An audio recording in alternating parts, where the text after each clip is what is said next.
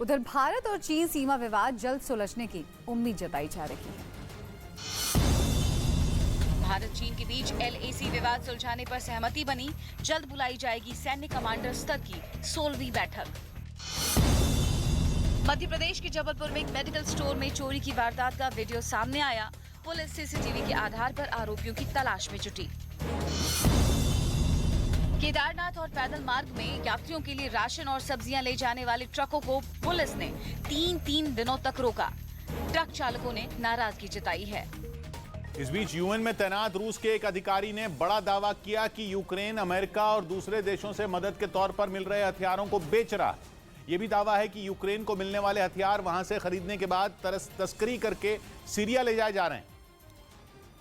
और यूएन में रूस के अधिकारी अलेक्जेंडर आलिमोव ने सबूत के तौर पर एक वीडियो भी सोशल मीडिया पर शेयर किया। बताया गया कि ये वीडियो सीरिया में हथियार बेचने वाले एक टेलीग्राम चैनल का है। यानी इस टेलीग्राम चैनल के जरिए बड़े पैमानों पर हथियारों को बेचा जाता है। वीडियो में दिख रहे आदमी ने एक कमरे में रखी जैवलिन मिसाइल के साथ दूसरे हथियार दिखाते हुए उन्हें बेचने की बात कही। दावा यह भी किया गया कि वहां कमरे में जो जैवलिन मिसाइल दिखाई दी वो यूक्रेन की सेना से खरीदकर सीरिया पहुंचाई गई और उसकी कीमत वहां $15,000 यानी भारतीय रुपयों में करीब 12 लाख लगाई गई। और अगर इस दावे में जरा भी सच्चाई है तो ये रूस के साथ जंग लड़ रहे यूक्रेन के लिए किसी बड़े झटके से कम नहीं होगा, क्योंकि हथियारों को बेचने के आरोप के बाद अब तक खुलकर यूक्रेन के साथ खड़े देश उससे मुंह फेर सकते हैं, जबकि उन्हीं देशों के लिए दिए गए हथियार यूक्रेन की सेना के लिए संजीवनी से कम नहीं रहे। और उन्हीं हथियारों में एक जैवलिन एंटी टैंक मिसाइल भी है, जो जंग में यूक्रेन की सेना के लिए किसी ब्रह्मास्त्र से कम साबित नहीं हुई। कंधे पर रखकर चलाई जाने वाली बेहद हल्की जैवलिन ने रूसी सेना के टैंकों पर ऐसा कहर बरपाया कि पुतिन के माथे पर भी पसीना आ गया। ज़ेलेंस्की के सैनिकों ने इस एंटी टैंक मिसाइल की मदद से यूक्रेन के कई शहरों में रूसी सेना के टैंकों के काफिले को आसानी से तबाह कर दिया और अब उसी जैवलिन को यूक्रेन की सेना से खरीदकर सीरिया ले जाए जाने का दावा किया जा रहा है। इस बीच यूक्रेन की मददगार यूरोपियन यूनियन ने भी एक चेतावनी जारी कर दी कि जो हथियार यूक्रेन भेजे जा रहे हैं उनके अपराधियों के हाथ लगने का खतरा बढ़ गया है। स्वास्थ्य मंत्री सत्येंद्र जैन ईडी की कस्टडी में रहेंगे। दिल्ली की राउज एवेन्यू कोर्ट ने सत्येंद्र जैन को 9 जून तक ईडी की हिरासत में भेज दिया। चेन्नई में सचिवालय के पास कुछ बीजेपी कार्यकर्ताओं ने मार्च निकाला और तमिलनाडु सरकार से केंद्र की तरह पेट्रोल डीजल की कीमतों में राहत देने की मांग की। नेशनल पैंथर्स पार्टी के संस्थापक भीम सिंह का लंबी बीमारी के बाद जम्मू में निधन हो गया। वहीं ज़ेलेंस्की की सेना सोवियत संघ के जमाने के हथियार से रूस की सेना को तगड़ी चुनौती दे रही है।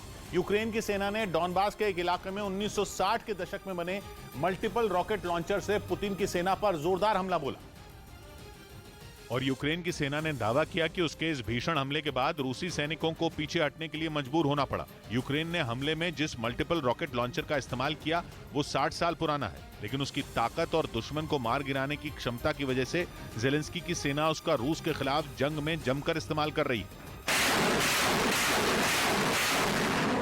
रॉकेट लॉन्चर से ताबड़तोड़ रॉकेट बरसाने के बाद यूक्रेन के एक सैनिक ने एक बार फिर टारगेट की जानकारी ली और वहां मौजूद दूसरे सैनिक को हमले का इशारा किया।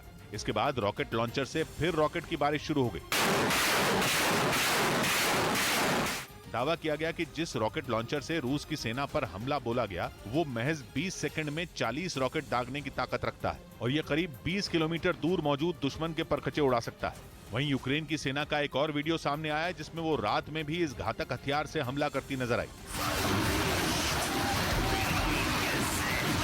यूक्रेन ने दावा किया कि उसने 60 साल पुराने इस हथियार की मदद से रूस के सैनिकों को डॉनबास के एक बड़े इलाके से खदेड़ दिया। दुनिया में लगातार मंकी पॉक्स के मरीजों की तादाद तेजी से बढ़ रही है। दुनिया भर में मंकी पॉक्स के बढ़ रहे मामलों को लेकर केंद्र सरकार ने गाइडलाइंस जारी की, जिसके मुताबिक लैब टेस्टिंग के बाद ही मंकी पॉक्स के केस को कंफर्म माना जाएगा। अमेरिका के ओमाहा शहर के केमिकल प्लांट में भीषण आग लगी। दमकल कर्मियों ने कड़ी मेहनत के बाद आग पर काबू पाया। किसी के हताहत होने की खबर नहीं। एशिया कप हॉकी टूर्नामेंट से बाहर भारत कोरिया के खिलाफ मैच सुपर 4 चरण में 4-4 से ड्रॉ हुआ। फाइनल के लिए कोरिया और मलेशिया में टक्कर होगी। वहीं रूस ने अमेरिका को सीधी चेतावनी दी और यह साफ कर दिया कि वो यूक्रेन पर खतरनाक हथियारों से हमला करेंगे, जिनमें मिसाइलें भी शामिल होंगी। यूक्रेन के पूर्वी इलाके पर पुतिन की सेना कहर बरपा रही है और दावा किया जा रहा है कि डॉनबास पर कभी भी रूस का कब्जा हो सकता है। वहां जिस तरह से भयंकर युद्ध चल रहा है और पुतिन की मिसाइलें बरस रही हैं, उनके आगे यूक्रेन की सेना घुटने टेकने पर मजबूर है। जेलेंस्की को बाइडेन ने MLRS यानी कि मल्टीपल लॉन्च रॉकेट सिस्टम भी नहीं दिए हैं, जिसकी वजह से यूक्रेन की सेना की हालत बद से बदतर होती जा रही है। मिरर ने अपने आर्टिकल में इन्हीं बातों का जिक्र किया और लिखा कि रूस की सिक्योरिटी काउंसिल के डिप्टी चेयरमैन ने बाइडेन को खतरनाक चेतावनी दी और बोल दिया कि रूस अमेरिका के यूक्रेन पर मिसाइल अटैक के डरावने सपने को सच कर देगा। यानी कि रूस अमेरिका से दो दो हाथ करने के मूड में है। रूस के सुरक्षा अधिकारियों ने अमेरिका के उस डर को भी भांप लिया जिसकी वजह से वो यूक्रेन को मल्टीपल लॉन्च रॉकेट सिस्टम नहीं दे रहा, और बाइडेन के उसी डर को पुतिन ने अपना हथियार बनाया। बाइडेन ने कुछ दिन पहले ही कहा था कि वो यूक्रेन को ऐसे रॉकेट सिस्टम नहीं देंगे जिनसे वो रूस में घुसकर हमला कर सके। मतलब बाइडेन पुतिन से सीधा टकराने से डर रहे हैं। पहले ये दावा पश्चिमी मीडिया ने किया और फिर बाइडेन ने खुद अपने मुंह से ये बोल दिया, जिसके बाद रूस ने अमेरिका को धमकी देकर उसकी दुखती रग दबा दी। वैसे ऐसा नहीं है कि अमेरिका यूक्रेन को हथियार या सैन्य मदद नहीं देने वाला, लेकिन इसमें समय लग रहा है और हर गुजरते दिन के साथ डॉनबास यूक्रेन के हाथ से निकलता जा रहा है। जेलेंस्की ये बात अमेरिका को बता भी चुके हैं, लेकिन मिरर ने अपने आर्टिकल में दावा किया कि मल्टीपल लॉन्च रॉकेट सिस्टम पर पेच फंसा हुआ है, क्योंकि अमेरिका नहीं चाहता कि उसकी और रूस की सेना की सीधी टक्कर हो। हार्दिक पटेल इसी हफ्ते बीजेपी में शामिल होंगे। पिछले दिनों कांग्रेस छोड़ने वाले हार्दिक पटेल गुरुवार को बीजेपी में शामिल होंगे। उत्तराखंड की चंपावत विधानसभा सीट पर हुए उपचुनाव के लिए वोट डाले गए। इसी सीट से सीएम धामी भी उम्मीदवार हैं। दिल्ली में एक दिन पहले भारी बारिश से बदरपुर अंडरपास पर काफी पानी भर गया, जिसमें डूबने से एक आदमी की मौत हो गई। इस बीच डेली मेल अखबार ने यह दावा किया कि रूस के राष्ट्रपति पुतिन के एक समर्थक ने ब्रिटेन को एक बार फिर बर्बाद करने की धमकी दे डाली। यह भी चेतावनी दी गई कि अगर ब्रिटेन ने यूक्रेन को मदद देनी बंद नहीं की तो उसे गंभीर परिणाम भुगतने होंगे। और आरोप लगाया कि ब्रिटेन की विदेश मंत्री लिज ट्रस जिस तरह से पूरी दुनिया में पुतिन के खिलाफ घूम घूम कर अभियान चला रही हैं, वो उनके मुल्क की बर्बादी की वजह बन जाएंगी। डेली मेल ने यह दावा किया कि रूस में एक टीवी शो के दौरान पुतिन के समर्थक व्लादिमीर सोलिवियोव ने यह धमकी दी कि अगर ब्रिटेन ने पुतिन के खिलाफ प्रोपेगेंडा फैलाना बंद नहीं किया तो यूक्रेन की तरह उसे भी तबाह कर दिया जाएगा। मतलब ये कि आने वाले दिनों में रूस का अगला निशाना ब्रिटेन हो सकता है। Но я вот сегодня говорил, может быть, Стоунхендж. इससे पहले भी व्लादिमीर सोलिवियोव ब्रिटेन को पाषाण युग में पहुंचाने की धमकी दे चुके हैं। कुछ रोज पहले ही उन्होंने ये धमकी दी थी कि रूस ब्रिटेन को दुनिया के नक्शे से मिटाने के लिए उस पर बेहद ताकतवर जिरकॉन मिसाइल चला सकता है। दावा है कि इस मिसाइल के जरिए रूस अमेरिका और ब्रिटेन के शहरों को एक झटके में बर्बाद कर सकता है। बताया गया कि रूस की जिरकॉन मिसाइल की रफ्तार 11,265 किलोमीटर प्रति घंटा के करीब है और इसकी इसी खासियत की वजह से दुनिया का कोई भी एयर डिफेंस सिस्टम इसके आगे फेल है। मतलब ये कि भनक लगने से पहले ही ये मिसाइल अपने दुश्मन का काम तमाम कर देगी। और कुछ रोज पहले इसी तरह रूस के सरकारी न्यूज चैनल ने भी धमकी दी थी कि अगर पुतिन की सेना चाहे तो वो ब्रिटेन को समंदर में डुबो सकती है। इस चैनल पर रूस के इस संभावित हमले को वीडियो के जरिए दिखाया भी गया था और दावा किया गया कि इस जंग में यूक्रेन का साथ दे रहे ब्रिटेन को इसकी भारी कीमत चुकानी पड़ सकती है। यही नहीं, इस न्यूज चैनल के एंकर ने धमकी दी थी कि अगर रूस चाहे तो वो परमाणु बम दागने वाली इंटरकॉन्टिनेंटल बैलिस्टिक मिसाइल सरमात से ब्रिटेन को भारी नुकसान पहुंचा सकता है। इसके अलावा रूसी सेना अपनी दूसरी रणनीति के तहत हमले के लिए पानी के अंदर चलने वाले पोसीडोन ड्रोन का भी इस्तेमाल कर सकती है, जो समंदर के अंदर परमाणु बम गिराने की भी ताकत रखता है। रूसी चैनल के मुताबिक इस ड्रोन से अगर ब्रिटेन के नजदीक समंदर में हमला किया गया तो सुनामी जैसी भयानक लहरें उठेंगी, जो 1600 फीट से भी ज्यादा ऊंची होंगी और ये विकराल लहरें पूरे ब्रिटेन को डुबो देंगी। रूस के चैनल ने यह भी दावा किया था कि रूस के इस हमले के बाद दुनिया के नक्शे से ब्रिटेन का नामो निशान मिट जाएगा। फारूक अब्दुल्ला से ईडी ने पूछताछ की। नेशनल कॉन्फ्रेंस के नेता फारूक अब्दुल्ला श्रीनगर में ईडी के दफ्तर पहुंचे, जहां उनसे राज्य क्रिकेट एसोसिएशन के फंड के मामले में पूछताछ की गई। राज्यसभा चुनाव के लिए यूपी से बीजेपी के सभी उम्मीदवारों ने लखनऊ में सीएम योगी आदित्यनाथ की मौजूदगी में अपना नामांकन दाखिल किया। सुदर्शन पटनायक ने वर्ल्ड नो टोबैको डे पर ओडिशा के पुरी में समंदर किनारे सैंड आर्ट के जरिए जागरूकता का संदेश दिया। उधर यूक्रेन की खुफिया एजेंसी ने दावा किया कि रूस उसके खिलाफ जंग में जिन आधुनिक हथियारों का इस्तेमाल कर रहा है उनमें अमेरिका के उपकरण लगे।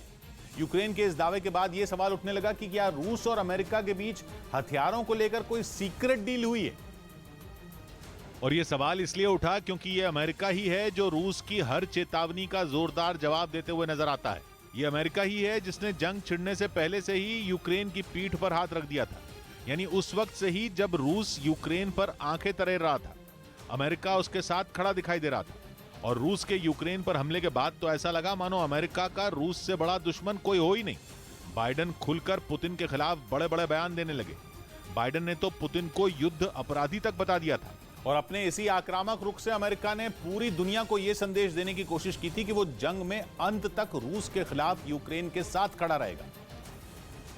जिसके बाद अब तक की जंग में ऐसा दिखाई भी दिया। अमेरिका ने यूक्रेन की हर तरह से मदद की। रूस की सेना को जवाब देने के लिए कई बार आधुनिक हथियारों की खेप यूक्रेन भेजी। जब जब ज़ेलेंस्की ने बाइडेन की तरफ उम्मीद भरी नजरों से देखा, उन्हें कभी निराश नहीं होना पड़ा। लेकिन अब उसी यूक्रेन की खुफिया एजेंसी जो दावा कर रही है वो अमेरिका पर ही सवाल खड़ा कर रहा है। और सवाल ये कि क्या युद्ध में यूक्रेन की मदद करने वाला अमेरिका रूस को ऐसे उपकरण बेच रहा है जिनका इस्तेमाल वो अपने हथियारों में कर रहा है। क्योंकि यूक्रेन की खुफिया एजेंसी ने जो दावा किया उसके मुताबिक जंग के दौरान जब्त किए गए और मार गिराए गए रूसी हथियारों में बड़े पैमाने पर अमेरिका में बनी माइक्रोचिप लगी मिली। और यूक्रेन की खुफिया एजेंसी ने रूस के ऐसे ही हथियारों का जिक्र भी किया जो उसकी सेना ने जब्त किए थे या फिर जंग में ढेर कर दिए थे। उन्हीं में एक बर्नाउटीन नाम का यह एयर डिफेंस सिस्टम है जिसे यूक्रेन के सैनिकों ने खार्किव में अपने कब्जे में लेने का दावा किया था। बर्नाउटी एयर डिफेंस सिस्टम बेहद आधुनिक बताया जाता है। कहा जाता है कि इस डिफेंस सिस्टम की मदद से रूस अपनी सेना पर होने वाले किसी भी हवाई हमले को नाकाम करने की ताकत रखता है। यूक्रेन की खुफिया एजेंसी ने दावा किया कि रूस के इस एयर डिफेंस सिस्टम की पड़ताल करने पर सामने आया कि इसमें अमेरिकी उपकरण लगे हैं। लेकिन सिर्फ रूस का ये एयर डिफेंस सिस्टम ही नहीं बल्कि कई और दूसरे ऐसे हथियारों को भी यूक्रेन की सेना ने जांच की तो जो युद्ध के दौरान उसने ढेर कर दिए थे या फिर वो उसके कब्जे में आ गए थे, जिनमें एक रूस के बेहद खतरनाक लड़ाकू हेलीकॉप्टर का-52 का नाम भी शामिल है। रूस के इस घातक लड़ाकू हेलीकॉप्टर ने जंग में यूक्रेन की सेना के ऊपर जमकर कहर बरपाया। रूस ने कई बार ऐसा दावा किया कि उसके लड़ाकू हेलीकॉप्टर की मार से यूक्रेन की सेना के कई ठिकाने पूरी तरह तबाह हो गए थे। लेकिन यूक्रेन ने भी रूस के लड़ाकू हेलीकॉप्टर का-52 को ढेर कर देने की बात कही। और अब इसी लड़ाकू हेलीकॉप्टर में यूक्रेन अमेरिका में बनी माइक्रोचिप लगी होने का दावा कर रहा है। यानी जंग में एक दूसरे के खिलाफ खड़े रूस और अमेरिका हथियारों के मामले में एक साथ नजर आते। हालांकि कहा यह भी जा रहा है कि रूस ने ये उपकरण सीधे अमेरिका से लिए हों ये जरूरी नहीं है, बल्कि ऐसा भी हो सकता है कि चीन जैसे देशों की कंपनियां अमेरिका से इन उपकरणों को लेकर रूस तक पहुंचा देती हों। कुछ दिनों पहले ब्रिटेन ने भी चीन की कंपनियों पर ऐसे ही आरोप लगाए थे कि वो उनसे हथियारों में इस्तेमाल होने वाले उपकरण खरीदकर रूस तक पहुंचा रही।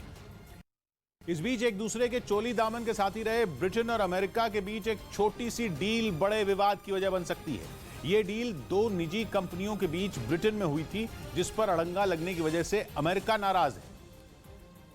और दावा यह किया जा रहा है कि नाराज अमेरिका ने ब्रिटेन के साथ सहयोग कम करने की तैयारी कर ली है, खासतौर पर इंटेलिजेंस और सुरक्षा से जुड़े मामलों में। यह दावा ब्रिटेन के अखबार द टेलीग्राफ ने किया है। अखबार की रिपोर्ट दावा करती है कि अमेरिका इस एक डील की वजह से ब्रिटेन से खासा नाराज है। नाराजगी इसलिए है क्योंकि जिस कंपनी से विवाद जुड़ा है वो कंपनी सबमरीन से जुड़े अहम उपकरण बनाती है। खबर है कि एडवेंट इंटरनेशनल नाम की अमेरिकी कंपनी ने ब्रिटेन में एक कंपनी को खरीद लिया था, लेकिन ब्रिटेन ने जानबूझकर इस डील पर रोक लगा दी, बल्कि डील को ब्रिटेन की सुरक्षा से जोड़कर इसकी जांच के आदेश दे दिए। लंबी खिंचती जांच की वजह से कंपनी काम नहीं कर पा रही है। इससे कंपनी का तो नुकसान हो ही रहा है, सबमरीन से जुड़े कुछ अमेरिकी प्रोजेक्ट भी अटके हुए हैं। खबर है कि इस एक डील पर दोनों देशों में तनाव लगातार बढ़ रहा है। ओवैसी की पार्टी राजस्थान में भी चुनावी ताल ठोकेगी। एआईएमआईएम प्रमुख असदुद्दीन ओवैसी ने साफ किया कि उनकी पार्टी राजस्थान में भी विधानसभा चुनाव लड़ेगी। कश्मीरी पंडितों पर हो रहे हमलों के विरोध में कुछ लोगों ने अनंतनाग और श्रीनगर में प्रदर्शन किया। दिल्ली के मुख्यमंत्री अरविंद केजरीवाल ने रानी बाग समेत कई इलाकों में जारी सड़कों को संवारने से जुड़े काम का निरीक्षण किया। उधर रूस ने पोलैंड के बाद हॉलैंड को भी तेल और गैस देना बंद कर दिया। रूस ये साफ कर चुका है कि अगर यूरोप के देशों को तेल और गैस चाहिए तो पेमेंट रूबल में करनी होगी। रूबल रूस की करेंसी है और पुतिन ने अपने देश की करेंसी को ही अपना सबसे बड़ा हथियार बना लिया है। डेली मेल ने अपनी रिपोर्ट में लिखा कि हॉलैंड की सरकार ने रूस को रूबल में पेमेंट करने से इनकार कर दिया, जिसके बाद रूस ने वहां तेल और गैस भेजना बंद कर दिया। रूस ने जब से तेल के लिए यूरोप के देशों को ब्लैकमेल करना शुरू किया है, वहां तेल के दाम आसमान छूने लगे हैं। लेकिन यूरोपियन यूनियन ने ठान लिया है कि वो रूस से लेन देन नहीं करेगा। यूरोप के देश दिखाना चाहते हैं कि रूस के तेल और गैस के बिना भी उनका काम चल सकता है। लेकिन इस मुद्दे पर वहां एकता नजर नहीं आ रही, क्योंकि हंगरी ने रूस से लेन देन बंद नहीं किया। वहां के प्रधानमंत्री विक्टर ऑर्बैन ने कुछ दिन पहले ही वहां इमरजेंसी लगाई थी और इसे नाम दिया था स्टेट ऑफ डेंजर। ऑर्बैन को पुतिन का समर्थक कहा जाता है और उन्होंने साफ कर दिया कि वो जंग की वजह से हंगरी के लोगों का नुकसान नहीं होने देंगे। Magyarországnak ebből a háborúból ki kell maradnia, és meg kell védenie a családok anyagi biztonságát. Hungary की ऊर्जा की जरूरत का 65% रूस के तेल और गैस से पूरा होता है। इसी वजह से हंगरी कोई रिस्क नहीं लेना चाहता। लेकिन यूरोप के बाकी देश इस बात को नहीं समझ रहे। वो अपनी अकड़ में रूस से रिश्ता तोड़ने पर उतारू हैं। डेली मेल ने दावा किया कि हॉलैंड ने भी रूस को हेकड़ी दिखाई और रूस की सबसे बड़ी एनर्जी कंपनी गज़प्रोम से रूबल में लेन देन करने से मना कर दिया, जिसके बाद रूस ने भी ईंट का जवाब पत्थर से देने की ठानी। डेली मेल ने अपनी रिपोर्ट में लिखा कि रूस ने हॉलैंड में की जाने वाली 200 करोड़ क्यूबिक मीटर गैस की सप्लाई रोक दी। हॉलैंड की ऊर्जा की जरूरतों का करीब 15% रूस पूरा करता है, जो यूरोप के बाकी देशों से कम है। हॉलैंड की दलील है कि अगर रूस उसे तेल और गैस नहीं देगा तो भी उसका काम चल जाएगा। हॉलैंड के प्रधानमंत्री ने ब्रसल्स में हुई यूरोपियन यूनियन की बैठक में यह बात कही, लेकिन उस बैठक में मौजूद यूरोप के कई देश ये बात मानने से हिचकते दिखे, क्योंकि वहां 40% तेल और गैस रूस से मंगाई जाती है। यूरोपियन यूनियन रूस पर प्रतिबंध कड़े करने के लिए नया प्रस्ताव लाया, लेकिन पेच यह है कि अगर इस प्रस्ताव को पास करने के लिए सभी 27 देशों की मंजूरी जरूरी है, जो मौजूदा हालात में मुश्किल लग रही है। इस बीच जंग से यूरोप का एक मुल्क मालामाल भी हो रहा। वो देश है नॉर्वे, जिसका मुनाफा जंग की वजह से कई गुना बढ़ गया। यहां तक कि नॉर्वे की कमाई देखकर यूरोप के ही कुछ मुल्क परेशान होने लगे हैं, क्योंकि यूरोप में हो रही इस बहुत बड़ी लड़ाई की वजह से नॉर्वे की कमाई बढ़ रही है। कमाई भी ऐसी कि जिसका अनुमान भी पहले लगाना मुमकिन नहीं था।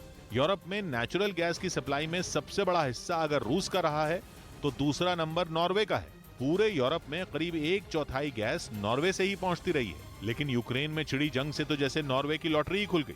अब यूरोप के देशों की नॉर्वे से उम्मीदें बढ़ गई हैं। वो नॉर्वे से केवल नेचुरल गैस ही नहीं मांग रहे, बल्कि यूक्रेन की मदद की अपील भी कर रहे हैं। उनका कहना यह है कि अगर यूक्रेन की बर्बादी बम्पर कमाई की वजह बन रही है तो नॉर्वे को यूक्रेन की मदद में भी आगे आना चाहिए।